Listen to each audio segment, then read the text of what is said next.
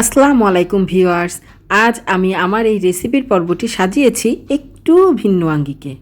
আজ আমি আপনাদের সরাসরি পদ্মা নদীর মাছ ধরে যেখানে বিক্রি হয় সেই স্থানে নিয়ে যাব। সেখান থেকে মাছ কিনে সেই মাছেরই খুবই চমৎকার একটি রেসিপি আপনাদের সাথে শেয়ার করব। পদ্মা নদীর যে স্থান থেকে আমরা বোটে উঠব খুব কাছাকাছি চলে এসেছি। একটু পরই আমরা বোটে উঠে মাছ কেনার জন্য রওনা দিব। যে সকল বন্ধু এখনও আমার চ্যানেলটি সাবস্ক্রাইব করেননি তারা জলদি আমার চ্যানেলটি সাবস্ক্রাইব করে পাশের বেল বাটনটি চেপে দিন। এখানে আসার পর একটি বিষয় আমার খুবই চমৎকার লেগেছে, সেটি হচ্ছে আমি নদীর দুই সাইডের আকাশ লক্ষ্য করলাম। দেখলাম এক সাইড ঘন কালো মেঘে ভরা, আর এক সাইডে ঠিক তার উল্টা খুবই রৌদ্র উজ্জ্বল। আমরা এখন নৌকাতে উঠব। আমরা খুবই সাধারণ একটা নৌকা নিয়েছি যেন আমার বাচ্চারা নদীর প্রকৃত সৌন্দর্য উপভোগ করতে পারে।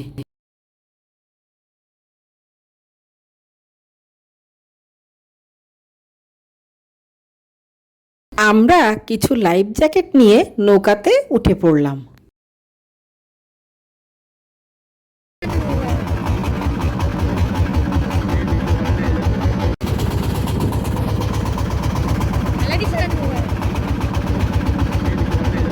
বন্ধুরা দেখুন আকাশটা কি মেঘাচ্ছন্ন, মনে হচ্ছে এখনই বৃষ্টি নামবে।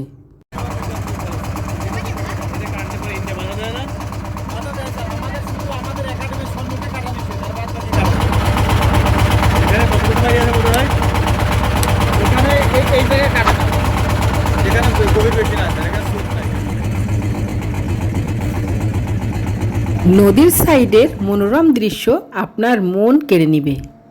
আর দূরে দেখছেন ছোট ছোট নৌকা, এগুলা কিন্তু মাছ ধরা নৌকা।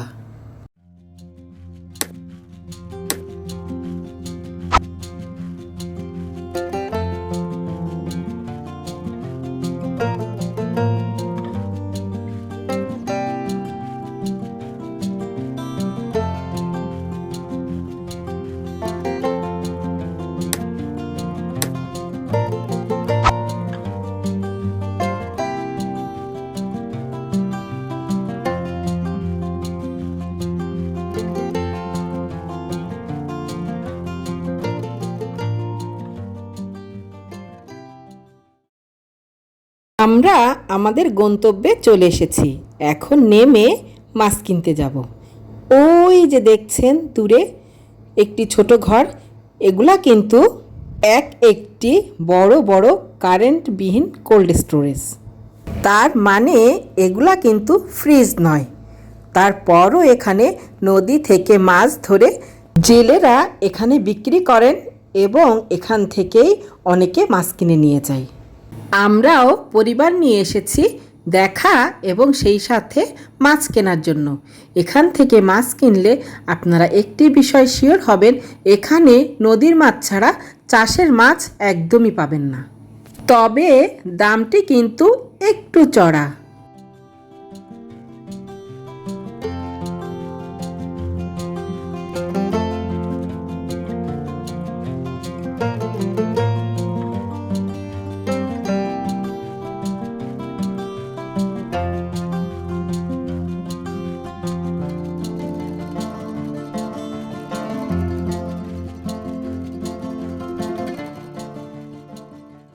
আমরা নদীর গলদা চিংড়ি এবং আরও কিছু অন্যান্য মাছ নিয়ে এখন ফিরে যাচ্ছি।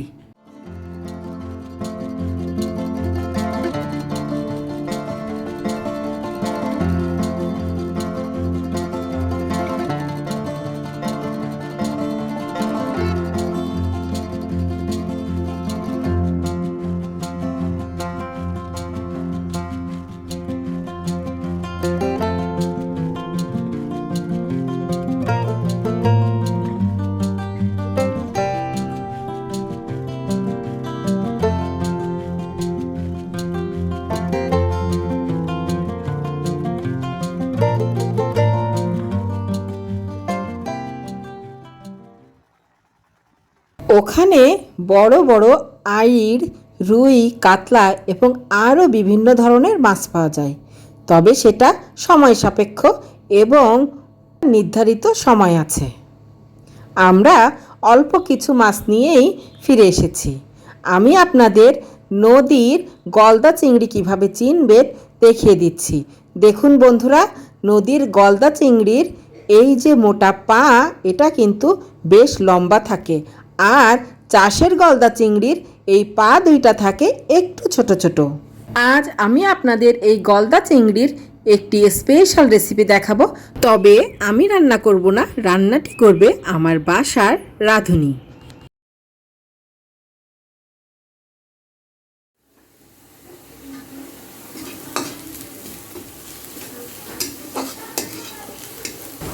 পেঁয়াজগুলা একটু ভাজা ভাজা করে নিচ্ছেন।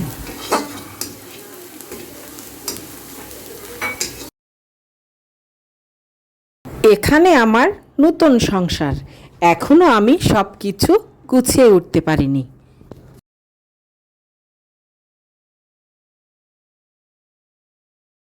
পেঁয়াজগুলা ভেজে নেওয়া হয়েছে, এখন এর ভিতরে দেওয়া হচ্ছে সামান্য পানি।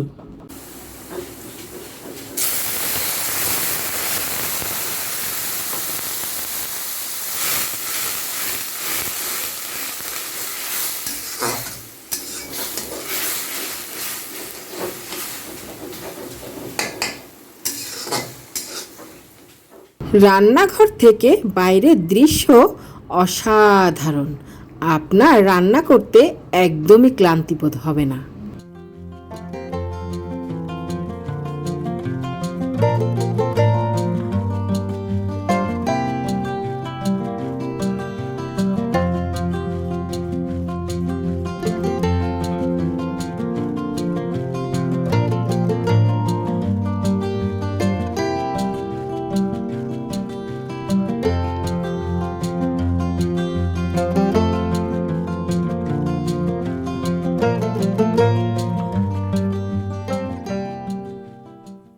দিয়ে দেওয়া হয়েছে আরও কিছু পেঁয়াজ বাটা।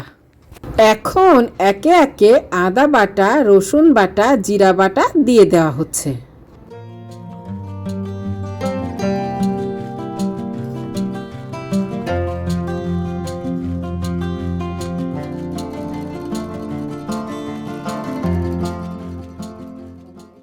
স্বাদ অনুযায়ী লবণ।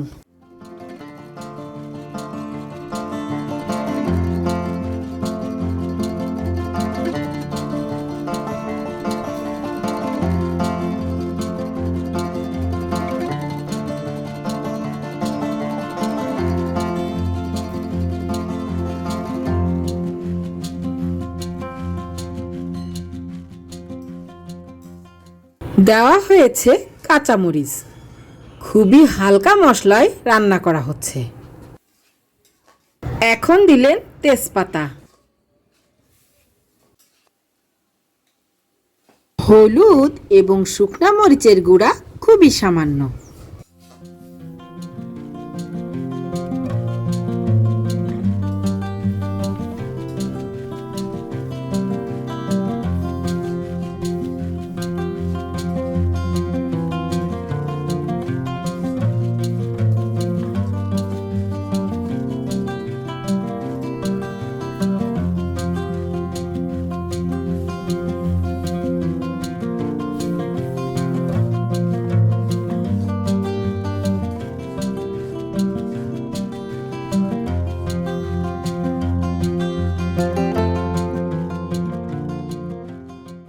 এখন দেওয়া হচ্ছে গলদা চিংড়ির মোটা মোটা পাগুলা।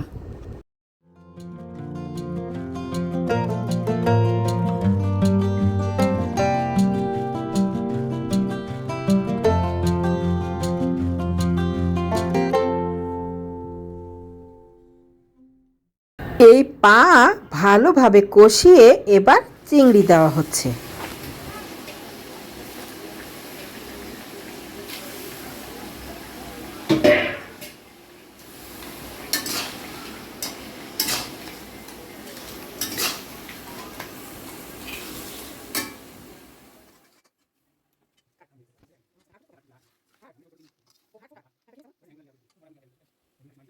হঠাৎ মনে হলো লেবু পাতা দিলে ভালো হবে। উনি চলে গেলেন লেবু পাতা আনতে।